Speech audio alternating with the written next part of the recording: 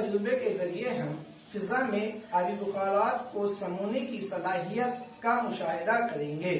रैयान, आप चम्मच के जरिए इस स्पंज में पानी डालिए और सफी, आप अपनी कॉफी के अंदर इसका इंदराज कीजिए कि रैयान ने कितने चम्मच पानी स्पंज में डाला है।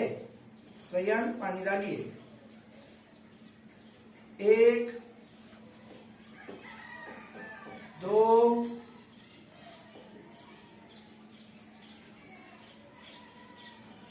3, 4, 5,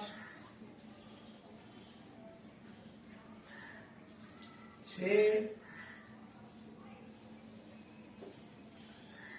बस।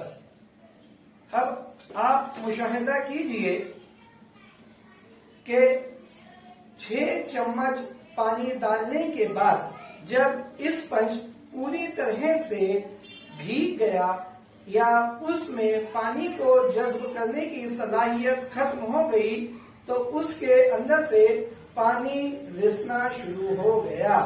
बच्चों, इस मुशाहिदे के जरिए हमने ये सीखा कि हवा भी स्पंज की तरह होती है।